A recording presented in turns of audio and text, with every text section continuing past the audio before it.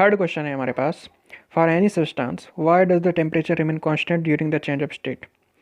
जब state change होता है, जैसे कि सॉलिड, लिक्विड, गैस, इसमें जब स्टेट चेंज होगा, सॉलिड से लिक्विड, लिक्विड से गैस, या लिक्विड से सॉलिड, गैस से सॉलिड, ऐसे कुछ भी स्टेट चेंज होगा किसी भी सब्सटेंस का, तब टेम्परेचर जो रहता है वो कांस्टेंट रहता है।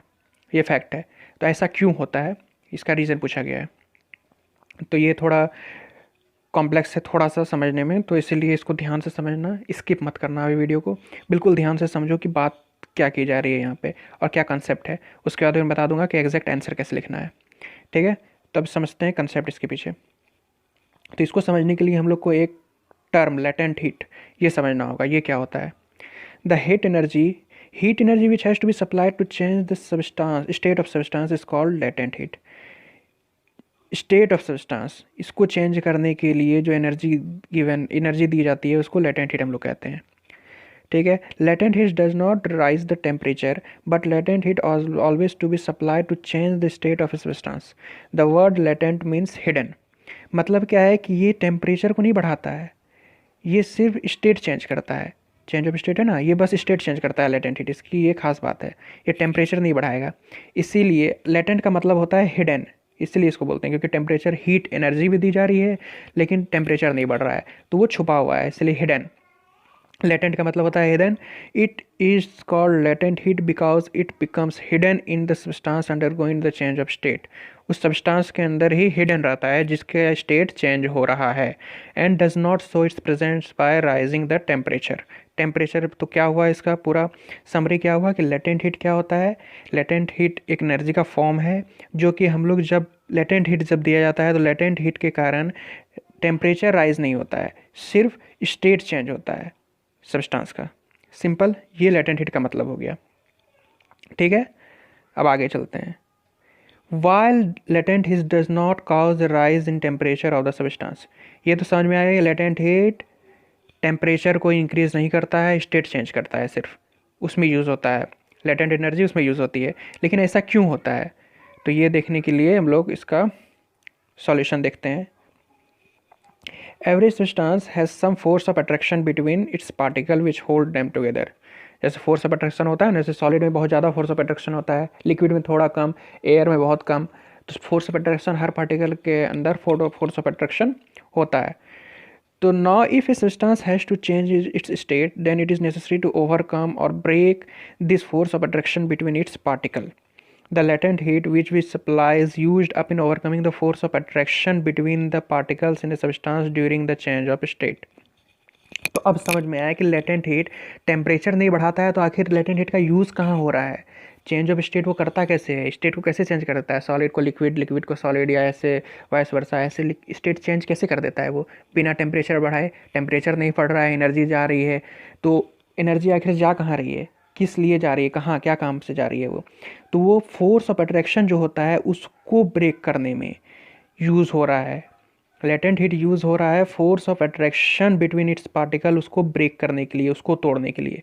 फोर्स ऑफ अट्रैक्शन के कारण ही कोई एक पार्टिकल सॉलिड है या लिक्विड है। कम फोर्स ऑफ अट्रैक्शन होगा तो उसमें, जैसे लिक्विड का होता है सॉलिड से कम, पूरा डेंसली पैक्ड नहीं होता है, सॉलिड ज़्यादा डेंसली पैक होता है। तो लेटेंट हीट उसी को ओवरकम करने के लिए यूज़ में आता है। ठीक है, the latent heat does not increase the kinetic energy of the particle of the substance. Kinetic energy को ये बढ़ाता ही नहीं है। काइनेटिक एनर्जी के बारे में पहले भी डिस्कस कर चुके हैं प्रीवियस वीडियो में। तो काइनेटिक एनर्जी नहीं बढ़ेगा तो टेम्परेचर बढ़ेगा ही नहीं। And since there is no increase in kinetic energy of the particle the temperature of substance does not rise during the change of state. Kinetic energy बढ़े या घटे तो उसके कारण टेम्परेचर में चेंज आएगी। काइनेटिक एनर्जी को तो वो छेड़छाड़ कर ही नहीं रहा है लेटेंट हीट, तो इसलिए does not increase the latent heat does not increase the kinetic energy of the particles. This implies temperature of the substance does not change. अगर लेटेंट एनर्जी दी जाए तो भी टेम्परेचर चेंज नहीं होगा। तो वो किस लिए यूज़ हो रहा है, फोर्स ऑफ अट्रैक्शन को ओवरकम करने के लिए। सिंपल रीज़न हो गया। अब जो क्वेश्चन हमारा था वो क्वेश्चन क्या था, for any substance why does the temperature remain constant during the change of state, ये था क्वेश्चन हमारा। तो इसका आंसर क्या होगा, for any substances the temperature remain constant during change of state. क्योंकि All the heat supplied to increase the temperature is utilized in changing the state by overcoming the force of attraction between the particle, latent heat, जो कि force of attraction को overcome करने के लिए use में आता है, टेम्परेचर नहीं बढ़ाता है. This is called latent heat. It does not contribute to increase the temperature of the substance. Simple, ये आंसर हो गया. ठीक है, समझ में आ गया होगा इतना तक. अब आगे बढ़ने से पहले मैं एक बात बोलना चाह रहा हूँ कि आप लोग चैनल को सब्सक्राइब कर दीजिएगा ज़रूर से. कमेंट और लाइक तो कीजिए, सब्सक्राइब जरूर कर दीजिएगा और दूसरों से भी करवाइए. जितने भी आपके फ्रेंड सर्कल हैं उनमें शेयर कीजिए, उन लोगों की भी हेल्प हो जाएगी. आप लोग की भी अगर हेल्प हो रही है तो सब्सक्राइब जरूर कर दीजिएगा, इससे हमारे भी हेल्प हो जाएगी. हम लोग सबको एक दूसरे की हेल्प करनी चाहिए ना, तो इसलिए सब्सक्राइब जरूर कर दीजिएगा. Thank you. अब आगे नेक्स्ट क्वेश्चन की तरफ हम लोग चलते हैं. Suggest a method to liquefy atmospheric gases. Gas को लिक्विफाई करना है, गैस टू लिक्विड बनाना है, तो उसके लिए क्या मेथड यूज़ हो सकता है, ये क्वेश्चन में पूछा गया है.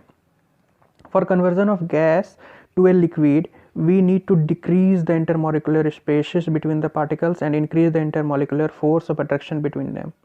जो लिक्विड होता है उसमें फोर्स ऑफ अट्रैक्शन जो है वो गैसेस से ज़्यादा होता है.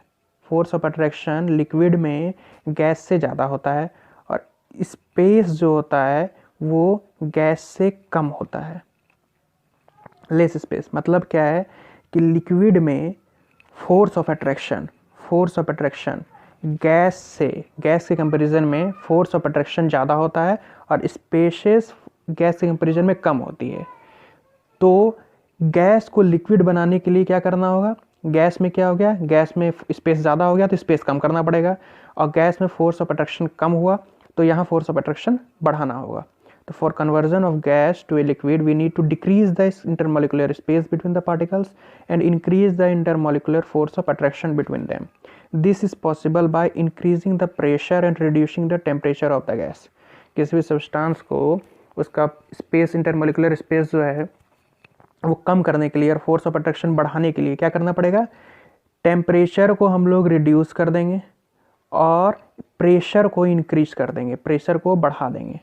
ठीक है, ये तो इसका आंसर जो हम लोग लिखेंगे वो क्या लिखेंगे, atmospheric gases can be liquefied by increasing pressure and reducing the temperature. ये जो है यहाँ से यहाँ तक ये आंसर हो गया. ये कंसेप्ट है नॉर्मल, ये भी लिख सकते हैं, कोई दिक्कत नहीं है, पूरा लिख सकते हैं. लेकिन ऐसे अगर शॉर्ट में आंसर बिल्कुल पॉइंट टू पॉइंट लिखना है तो ये atmospheric gas can be liquefied by increasing the pressure and reducing the temperature. बिल्कुल समझ में आ गया होगा ये. Thank you. अब नेक्स्ट वीडियो में नेक्स्ट क्वेश्चन हम लोग डिस्कस करेंगे.